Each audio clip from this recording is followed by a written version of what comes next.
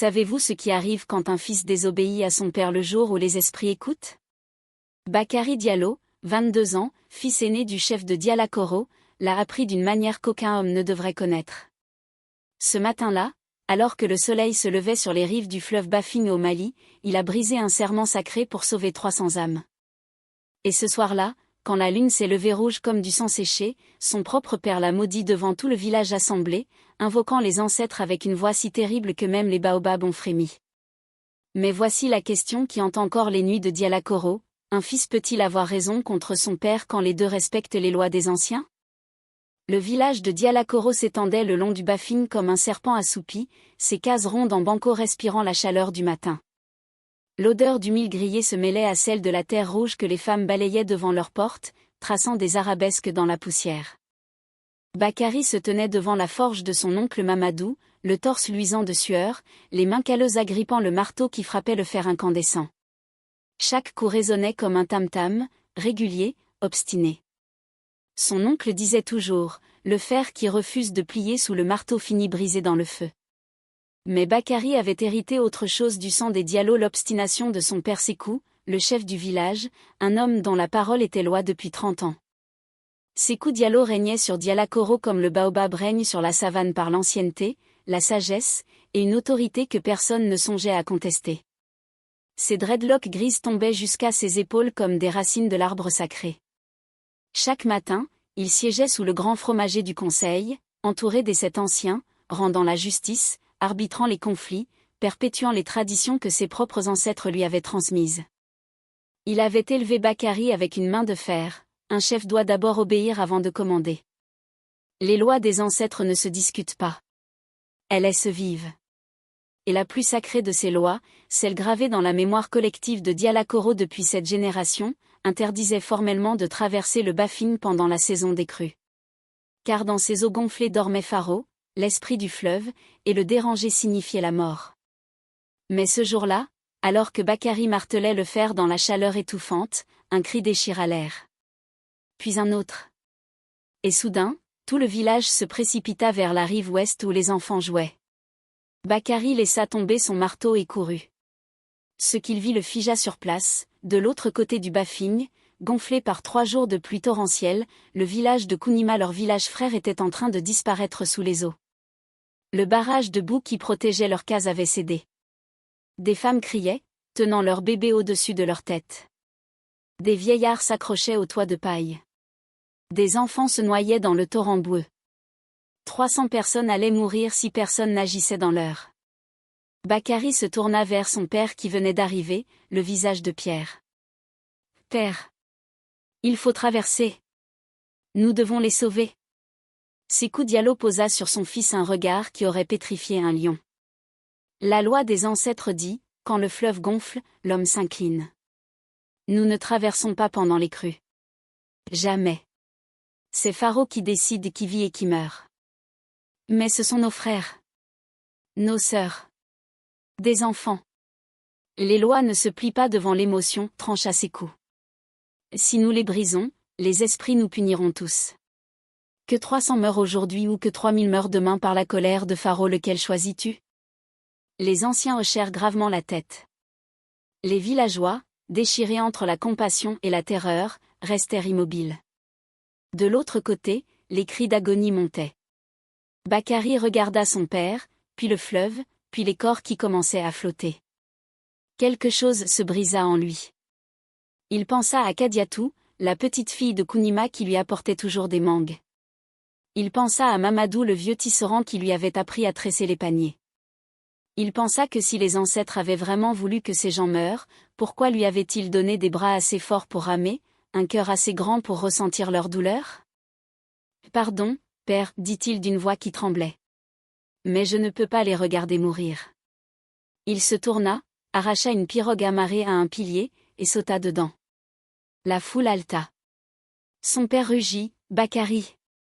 Si tu poses cette rame dans l'eau, tu n'es plus mon fils. » Mais Bakary ramait déjà, les muscles tendus, luttant contre le courant furieux qui tentait de le dévorer comme une bête affamée. L'eau du Bafing bouillonnait, rouge de la terre arrachée aux berges. Les tourbillons se formaient et se défaisaient comme des gueules. Il entendait son père hurler derrière lui, mais il n'écoutait plus. Il n'entendait que les cris des mourants. Écoutez bien ce qui s'est passé alors, car les témoins en parlent encore avec des voix qui tremblent.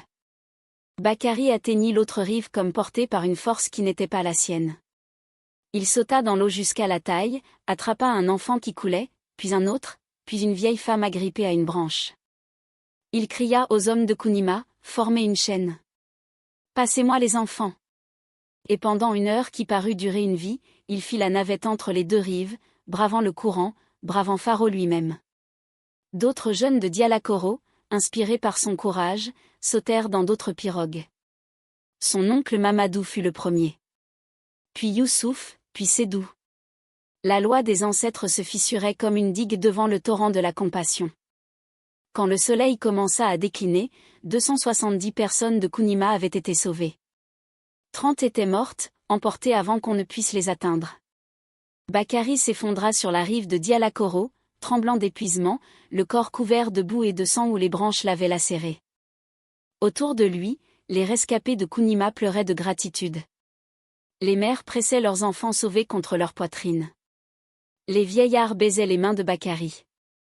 Mais lorsqu'il leva les yeux, il vit son père debout devant lui, immobile comme une statue de pierre, le visage fermé comme une tombe.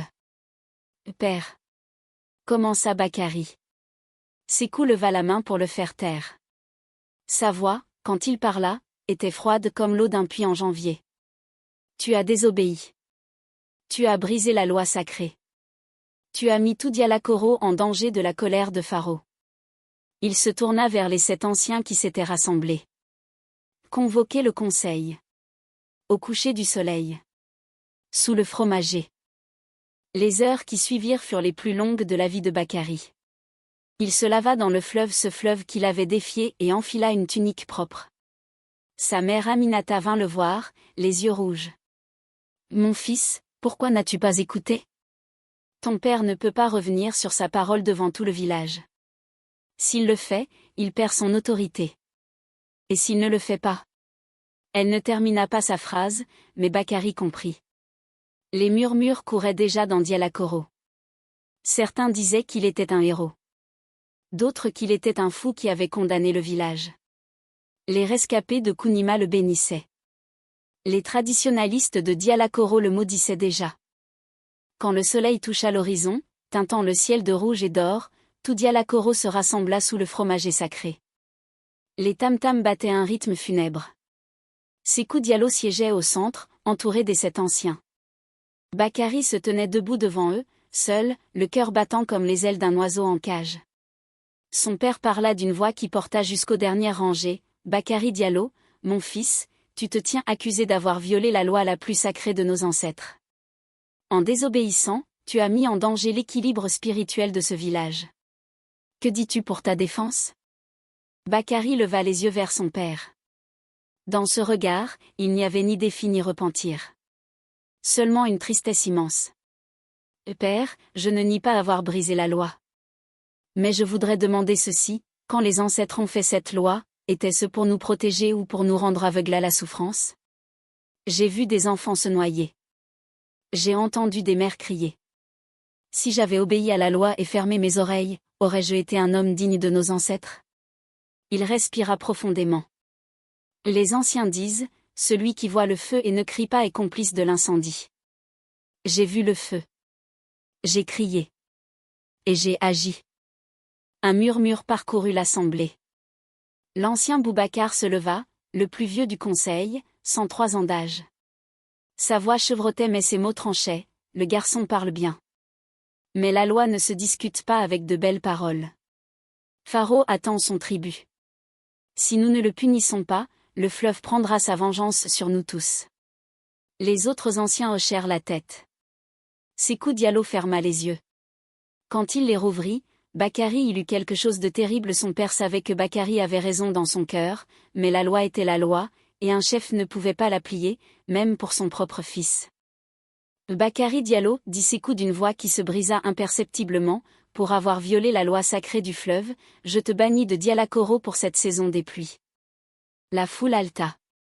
Mais, continua Sékou, et ici sa voix devint terrible, chargée d'une douleur si profonde qu'elle semblait venir des entrailles de la terre, parce que tu es mon fils et que tu as agi contre mon autorité directe, parce que tu as préféré ton jugement au mien devant tout le village, je te maudis. Il se leva, grand et terrible dans la lumière mourante. Que les ancêtres m'entendent. Que Pharaon soit témoin. Bakari, mon fils aîné, je te maudis d'errer sans repos jusqu'à ce que tu comprennes que la loi est plus grande que l'homme, que le devoir est plus grand que le cœur. Voyez-vous, il existe différentes sortes de malédictions. Certaines tuent le corps. D'autres, plus terribles, tuent l'âme. Celle que Sékou prononça ce soir-là était de celles qui se gravent dans la chair et l'esprit. À l'instant où les derniers mots quittèrent ses lèvres, Bakari sentit quelque chose se déchirer en lui. Une douleur qui n'était pas physique mais plus réelle que n'importe quelle blessure. Il tomba à genoux, non par faiblesse mais par le poids de ce qui venait d'être prononcé. Autour de lui, les villageois reculèrent, effrayés. Car ils savaient tous qu'une malédiction prononcée par un père contre son fils en présence des ancêtres n'était pas des mots vides. C'était une chaîne forgée dans le feu spirituel, un fardeau que Bakari porterait jusqu'à ce qu'il trouve la rédemption ou la mort. Cette nuit-là, Bakari quitta Dialakoro avec pour seul bagage un sac de toile contenant du pain sec et les vêtements sur son dos.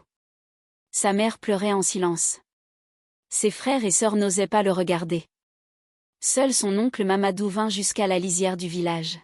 « Neveu, dit-il en lui pressant une petite amulette dans la main, les ancêtres travaillent de manière mystérieuse. Parfois, briser une loi sert une loi plus grande. » Bakari hocha la tête, incapable de parler, et s'enfonça dans la nuit. Les 7 saisons qui suivirent furent pour Bakari une descente dans les abîmes de l'âme humaine. Il erra de village en village, offrant ses bras pour le travail des champs, ses mains pour la forge, son dos pour porter les fardeaux. Mais partout où il allait, la malédiction le suivait comme une ombre. Les enfants le fuyaient sans raison. Les chiens aboyaient sur son passage. Les récoltes qu'il touchait se fanaient. Les puits où il buvait se tarissaient. Il comprit que la malédiction de son père n'était pas métaphorique, elle était réelle, vivante, affamée. Comprenez ceci, Bakari aurait pu haïr son père. Il aurait pu maudire le jour où il avait sauvé Kunima. Mais quelque chose en lui refusait l'amertume. Chaque nuit, étendu sous les étoiles, il repensait à ce jour. Il revoyait le visage de la petite Kadiatou qu'il avait arrachée aux eaux. Il entendait les rires des enfants sauvés qui jouaient maintenant dans Kunima reconstruit. Et il se disait, même si je dois errer pour l'éternité, ces vies valaient mon sacrifice. Car c'est là le cœur du dilemme, quand deux vérités s'affrontent, laquelle choisir? La loi ou la vie? Le devoir ou l'amour? À la 5e saison, Bakari se retrouva dans un village si lointain qu'on n'y connaissait même pas le nom de Dialakoro. Là vivait un vieux marabout aveugle nommé Cierno, dont on disait qu'il voyait mieux sans yeux que les autres avec. Bakari vint à lui, brisé, épuisé. « Grand-père, dit-il, je suis maudit par mon propre père. Comment puis-je trouver la paix ?» Le vieux Cierno l'écouta raconter son histoire sans l'interrompre. Quand Bakari eut fini, le marabout resta silencieux si longtemps qu'on aurait pu croire qu'il s'était endormi. Puis il parla, « Jeune homme, sais-tu pourquoi ton père t'a maudit ? » « Parce que j'ai désobéi. »« Non, dit Cierno. Il t'a maudit parce qu'il t'aimait trop pour te tuer, et parce que la loi exigeait un prix. Ta malédiction est son amour transformé en chaîne. » Ces mots frappèrent Bakari comme un marteau sur l'enclume. Pour la première fois depuis 5 saisons, il pleura. Il pleura pour son père, prisonnier de son rôle de chef. Il pleura pour la loi qui protégeait mais aussi enchaînait. Il pleura pour lui-même, condamné à errer pour avoir eu raison. Et dans ses larmes, quelque chose commença à se dénouer.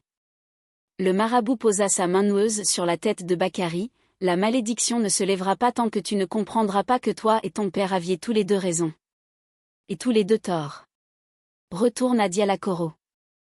Pas pour demander pardon, mais pour offrir ta compréhension. » La 7e saison touchait à sa fin quand Bakari revit les cases rondes de Dialakoro se profiler à l'horizon. Son cœur battait si fort qu'il crut qu'il allait éclater. Tout semblait à la fois familier et étranger, comme un rêve dont on se souvient au réveil. Il marcha lentement vers le village, ses pieds nus soulevant la poussière rouge. Les premiers à le voir furent les enfants qui gardaient les chèvres. Ils coururent en criant, « Bakari est revenu! Bakari est revenu !»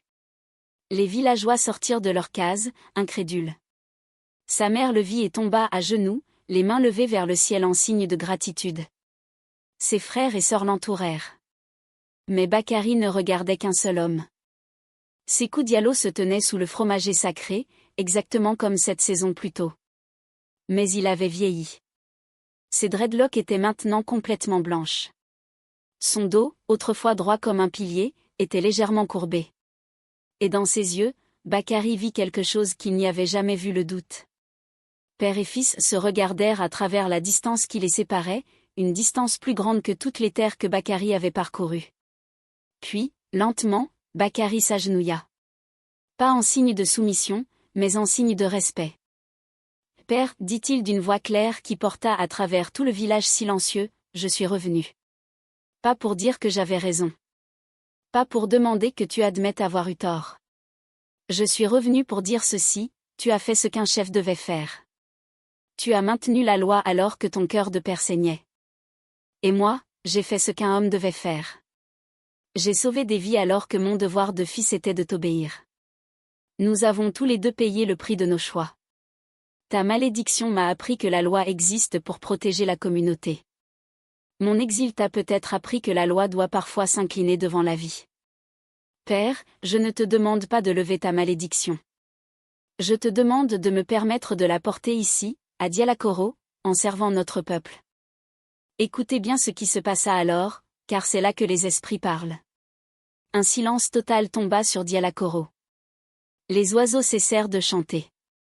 Le vent lui-même sembla retenir son souffle. Sékou Diallo regardait son fils agenouillé devant lui, et dans ce regard se livrait une bataille que personne ne pouvait voir mais que tous pouvaient sentir. C'était le combat entre le chef et le père, entre la loi et l'amour, entre ce qui avait toujours été et ce qui devait être. Puis, lentement, des larmes commencèrent à couler sur les joues de Sékou. Des larmes que personne à Dialakoro n'avait jamais vues. Le chef pleurait. Il descendit de son siège sous le fromager et marcha vers son fils. Il posa ses mains sur les épaules de Bakari et le releva.